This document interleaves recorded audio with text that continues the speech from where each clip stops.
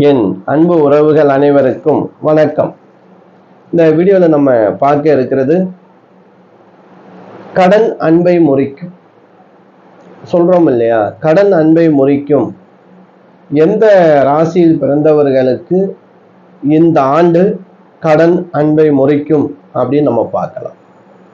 இந்த கடன் பிரச்சனையில சிக்கி தவிக்கக்கூடிய ஒரு 5 ராசிகளை நம்ம குறிப்பிட்டு இந்த வீடியோல சொல்ல போறோம். இந்த கடன் பிரச்சனையால பாதிப்பு எப்படி வந்திருக்கும், இனிமேல் பாதிப்பு எப்படி வரப்போகுது, எந்த விஷயத்துல யாருக்கிட்ட நம்ம ஜாக்கிரதையாக இருக்கணும், பாசமா பணமா, பெரிய தர்ம சங்கடம் சொல்லுவாங்க இல்லையா, அதுக்கு ஆளாகக்கூடிய நேரம் காலம் இது. உங்களுக்கு உங்க வாழ்க்கைய சரியாக தீர்மானம் செய்யக்கூடியது நீங்க தான். இந்த வீடியோ பார்க்கும்போது அன்பு உறவுகளே, இந்த ராசியில பிறந்த அன்பு உறவுகள் கொஞ்சம் நீங்க நிதானமா ஜாக்கிரதையா இருந்துகிட்டா போதும். 5 ராசியில் பிறந்தவர்கள். முதல் ராசியாக ரிஷபம், இரண்டாவது ராசியாக கடகம், மூன்றாவது ராசியாக கன்னி, நான்காவது ராசியாக விருச்சகம், 5வது ராசியாக மகரம். இந்த 5 ராசியில் பிறந்தவர்களுக்கு தர்ம சங்கடமான காலகட்டம் இது. உங்களுக்கு நடைமுறையிலும் இருக்கலாம், இனி நடக்கவும் இருக்கு. அப்ப நம்ம தெளிவா இருந்துக்கிறோம் இல்லையா. என்கிட்ட ஜாதகம் பார்க்க போன மாதம் 2 வயதான தம்பதியர்கள் வந்தாங்க. அவங்களுக்கு வயசு பார்த்தீங்கன்னா ஒரு 70 வயசு 75 வயசு இருக்குங்க. அவங்க ஐயா எங்களுக்கு ஜாதகம் இல்லை, எங்களுக்கு பிரசன்னம் பார்க்கணும், உங்க வீடியோ பார்த்தோம், பிரசன்னம் பார்க்கணும் ஐயா, பாருங்க ஐயா, மன நிம்மதியே இல்லை அப்படின்னு நம்ம கிட்ட சொன்னாங்க. நான் சொன்னேன் 75 வயசுக்கு மேல குடும்பத்துக்கு பார்க்கணுமாமா. இல்லை, எங்களுக்கு பாருங்க ஐயா, எங்க பேரை வச்சு பாருங்க ஐயா அப்படின்னு கேட்டாங்க. அவங்க பேரை வச்சு நம்ம பிரசங்கம் போட்டு பார்த்தோம். சந்திரன் பாதிக்கப்பட்டிருந்தது. சந்திரன் பாதிக்கப்பட்டிருந்துச்சு அப்படின்னா மன போராட்டம், மனக்கவலை, தவறான முடிவு எடுக்க போறாங்க அப்படின்னு அர்த்தம். அப்ப அவங்கள பார்க்கும்போது பெரிய இடத்து பெரியவர்களாக நமக்கு தெரிஞ்சது. அப்ப நான் கேட்டேன், இது மாதிரி தர்ம சங்கடமான ஒரு சூழல் உங்களுக்கு இருக்கு அப்படின்னு பிரசங்கம் காட்டியிருக்கு, அதுக்கு எளிமையான பரிகாரம் சொல்றேன் அப்படின்னு. அந்த அம்மா கண்ல இருந்து கண்ணீர் வந்துகிட்டே இருக்கு. ஐயா என்கிட்ட கேக்குறாங்க, ஐயா நீங்க குடும்பத்தோட இருக்கீங்க, உங்களுக்கு பிள்ளைங்கள் இருக்காங்க, பணம் ஒரு பக்கம் இருக்கு, பணம் முக்கியமா இல்ல பிள்ளைங்களுடைய பிள்ளைங்க முக்கியமா, பாசம் பிள்ளைங்களும் பாசம் தானே, பாசம் முக்கியமா பணம் முக்கியமானு என்ன கேட்டாங்க. இது என்னடா நமக்கு வந்த சோதனை. பிரசங்கம் பார்க்க வந்தது அவங்க இந்த கேள்வியே எனக்கு கேட்கிறாங்க. சரி, தெய்வம் ஏதோ ரூபத்துல நமக்கு ஒரு புத்திமதியை சொல்லுது அப்படின்னு நான் தெரிஞ்சுக்கிட்டேன். அப்ப நான் சொன்னேன், பாசம் தாங்க முக்கியம், எல்லாரும் சொல்ற விஷயம் தானே, எல்லார் மனசுக்குள்ளயும் பணம் தான் அப்படிங்கிறது குறிக்கோள் இருக்கும். இருந்தாலும் பணத்தை சொல்லிட்டு அசிங்கப்படணும்னு சொல்லிட்டு என்ன சொல்லுவோம், பாசம் சொல்லுவோம். அப்ப அவங்க சொன்னாங்க, எங்களை மாதிரி தப்பு பண்ணிடாதீங்க ஐயா, நாங்க எங்க பிள்ளைங்க எங்களை கடைசி வரைக்கும் பார்க்கும் நினைச்சு, இவர் ஒரு கவர்மெண்ட்ல வேலை பார்த்தாரு, அதன் மூலியமா வந்த பணம் ரிட்டையர் ஆயிட்டாரு, அதன் மூலியமா நாங்க சேர்த்து வச்ச பணம் எல்லாமே எங்க பிள்ளைங்களுக்காகத்தான் அப்படின்னு நாங்க கொடுத்துட்டோம் ஐயா. எங்கள்கிட்ட இருந்த இடம் எல்லாமே 2 பசங்க, எங்களுக்கு ஆண் பசங்க தான் 2 பசங்க, வந்த மருமகள் தங்கமான மருமகள், பேர குழந்தைய பேத்தி குழந்தைய எல்லாம் கொஞ்சிக்கிட்டு இருந்தோம், எல்லாம் சந்தோஷமா இருந்தோம். என்னன்னு தெரியல, ஒருத்தன் வந்தான் மூத்தமையன், அம்மா நான் தனியா ஒரு பிசினஸ் பண்ணணும், எனக்கு பணம் தேவை, சரின்னு சொல்லி பணம் கொடுத்தேன். 2வது மகன் வந்தான், அம்மா ஏன் பொண்டாட்டி என்னை ஒரு பிசினஸ் பண்ண சொல்றாமா, பெரியவர் மட்டும் பண்றாரு, நீங்க மட்டும் வீட்டுல உட்கார்ந்துருக்கீல அப்படின்னு. சரி, அவருடைய பிசினஸுக்கும் பணம் கொடுத்தேன். அதுல ஒருத்தன் வந்தான், அம்மா எனக்கு மிகப்பெரிய லாஸ் ஆயிருச்சுமா, கடன் ஆயிருச்சு, என்ன பண்றது, பெத்த பிள்ளைங்களாச்சே, பாசமா இருப்பாங்க அப்படிங்கிற நம்பிக்கையில ஒரு இடத்தையும் நான் வித்தேன். இப்படி நாங்க செஞ்ச தவறு பாசத்தால ஏமாந்துவோம். இங்கு பணமா பாசமானு பார்த்தா பணம்தான் இங்க முக்கியம் அப்படின்னு நாங்க தெரிஞ்சுக்கிட்டோம்ப்பா. எங்க கிட்ட ஒண்ணு இல்லைன்னு தெரிஞ்ச உடனே வீட்டையும் அடமானத்துல வச்சுட்டு எங்களை வெளியே போக சொல்லிட்டாங்க. சரி, பிள்ளைங்க யாராவது 2 பிள்ளைங்க இருக்காங்க, யாராவது ஒருத்தவங்க எங்களை கூப்பிடுவாங்க அப்படின்னு நினைச்சிட்டு இருந்தோம். ஆனா எங்களுக்கு அழைப்பு வரல. சரி, நம்மளே போய் பார்க்கலாம்னு நானும் எங்க வீட்டுக்காரரும் போனோம். ஒரு நாள் இருந்தோம், 2 நாள் இருந்தோம். 3வது நாள் அவங்களுக்குள்ள சண்டை வந்துச்சு. அப்ப மகன்கிட்ட கேட்டேன், என்னப்பா சண்டை போறீன்னு? இல்லம்மா, இது மாதிரி தொந்தரவா இருக்குன்னு சொல்றாங்க, இருக்குன்னு சொல்றாங்க. அவங்க அழகா சொன்னாங்க. அவங்க சொல்ற அந்த அழகை பார்த்தாலே, அந்த சொல்ற பாவனைகள் அவ்வளவு கஷ்டத்தை அவங்க சுமந்திருக்காங்க. நாங்களே தெரிஞ்சுக்கிட்டப்ப நாங்க ஒரு தொந்தரவா தொல்லையா இருக்கோம் அப்படின்னா வந்துட்டோம்.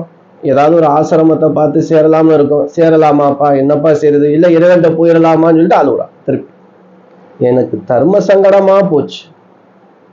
ஏன்னா எனக்கு வயசை விட, என்னோட வயசை விட அவங்களுக்கு அதிகமான வயசு. பேரம்பேத்தி எடுத்தவங்க. அவங்க வாழ்க்கையை சந்திச்சு எவ்வளவு சந்தோஷமா குடும்பத்தை நடத்தி பிள்ளைங்களை பெற்று பேர குழந்தைய பார்த்து அதனுடைய சிறப்பான வாழ்க்கையை பார்க்கணும்னு ஆசைப்படுவாங்க இல்லையா? பெரியவங்களுக்கு என்ன ஆசை?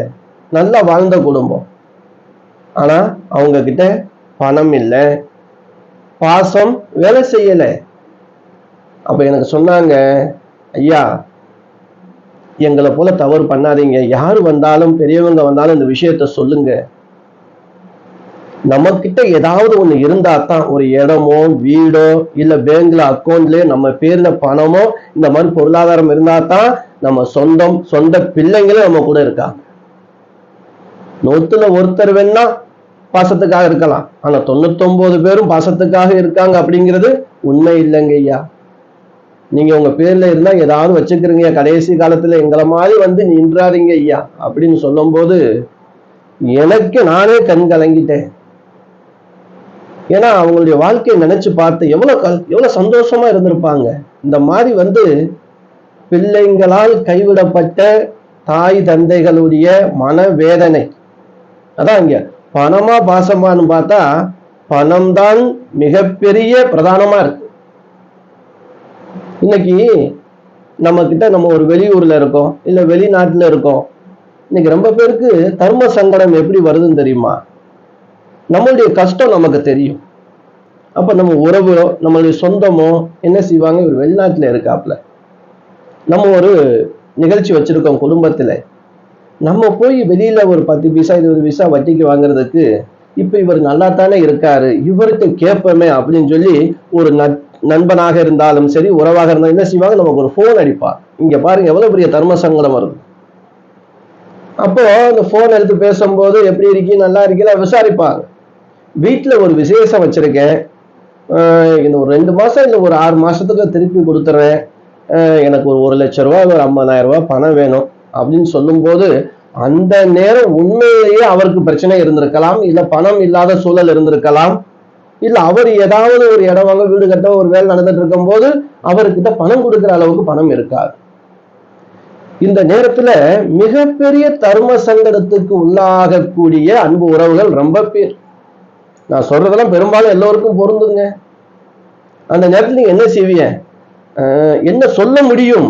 ஏன்னா நல்லா பழகிருக்கிய, நல்லா பேசிருக்கிய, நல்ல நட்பு, நல்ல உறவு. அப்போ இல்லை அப்படின்னு சொன்னோம், உண்மையை சொன்னோம் அப்படின்னா பொய்யாத்தான் போகும். தர்றேன்னு சொல்லிட்டு கொடுக்காம இருந்தாலும் பகை ஏற்படும். பெரிய தர்ம சங்கடங்க இது.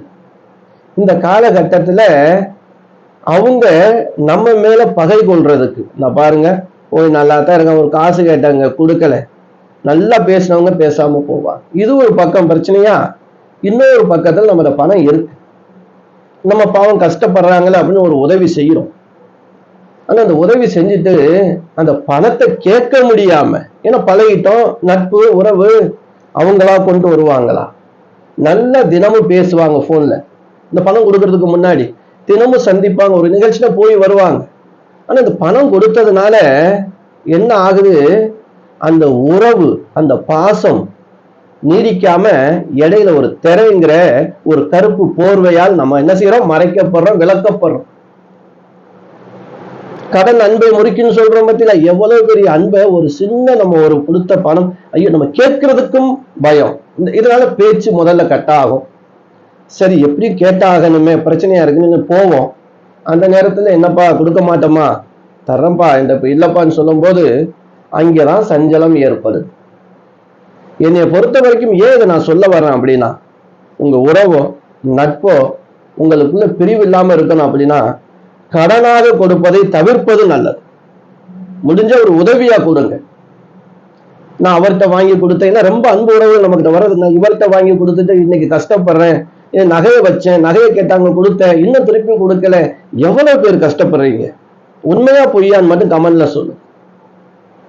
இந்த கஷ்டம் எவ்வளவு, நம்ம சந்தோஷமா சின்ன வயசுல இருந்து நல்லா பழகி அன்பா ஒண்ணுக்குள்ள ஒன்னா இருந்தோம். இந்த பணங்கிற ஒண்ணு நம்மளை எவ்வளவு பெரிய பகையா மன கஷ்டத்துக்கு உள்ளாக்கி ரொம்ப வேதனையை கொடுத்துருச்சு பத்தியலா. இதால நட்பு போச்சு, பாசம் போச்சு, அன்பு எல்லாமே போச்சுங்க. பணம் வேணும். பணம் தான் இந்த உலகத்துல முதல் பிரதானமா இருக்கக்கூடிய விஷயம். பணம் இருந்தது அப்படின்னா எல்லாம் உங்களை தேடி வரும். பணம் இல்லை அப்படின்னா கட்டின மனைவியாக இருந்தாலும் சரி, பெத்த பிள்ளையாக இருந்தாலும் சரி, நான் சொன்னேன் இல்லையா ஒரு கதை, உங்களை ஒரு பார்வையாகத்தான் பார்க்கும். காய்க்காத மரத்தை எத்தனை தடவை எட்டி பார்ப்பாங்க? காய்த்து பூத்த மரத்தை பார்த்து கொண்டே இருப்பார்கள். அதெல்லாம் முடிஞ்சிருச்சு, அந்த காய் சிசு பழம்லாம் முடிஞ்சிரு, வெறும் மரமா நின்றா எட்டி கூட பார்க்க மாட்டாங்க. அதனால என்னைக்குமே காய்த்த மரமாக இருங்கள். அப்படித்தான் நீங்கள் வாழ வேண்டும். பாசங்கிற போர்வையில ஏமாந்து கடைசியில இந்த பெரியவர்களுடைய நிலைமை யாருக்கும் வரக்கூடாது. அந்த நிலைமையை ஏற்படுத்திய பிள்ளைங்களுக்கு எந்த விதமான கர்மா ஏற்படும் தெரியுமா? இதே நிலைதான் உங்கள் பிள்ளைகளும் உங்களுக்கு செய்வார்கள். உங்கள் தாய் தந்தை உங்களை 10 மாசம் சுமந்து வளர்த்த தாய் தந்தை எந்த அளவுக்கு வேதனைப்பட்டார்களோ, ஏன்னா தாய் தந்தையுடைய சாபம் வாங்கவே கூடாது. நம்ம சந்தோஷமா இருக்கலாம். அந்த வயது வரும்போது தன் பிள்ளைகள், தன் பெற்ற பிள்ளைகள் இதே போன்று செய்யும் போது அந்த கர்மா இப்பெல்லாம் உடனுக்குடனே நடக்குதுங்க. அடுத்த பிறவிதான் கிடையாது, இந்த பிறவிலே அனுபவிச்சு ஆகணும் செஞ்ச தவிர. அப்படி உங்க பிள்ளைங்கள் உங்களுக்கு கஷ்டத்தை கொடுக்கும் போது, அந்த வேதனைக்கு மன கஷ்டமும் சந்திக்கும் போது எப்படி இருக்கும்? இது தேவையா? இது தேவையா? சின்ன குழந்தையில அழுதாலும் அம்மானு கூப்பிடுறது, பசிச்சாலும் அம்மானு கூப்பிடுறது. இப்படி இந்த உறவை கடைசி வரைக்கும் நம்ம அன்போடு வைத்துக் கொள்ளுங்க. நீங்க தூரத்துல இருக்கலாம், வெளியில இருக்கலாம். தாய் தந்தைங்கிற பாசத்தை எந்த உறவாலையும் விட்டு கொடுக்க கூடாது. முதல் தெய்வம் அவங்க தாங்க.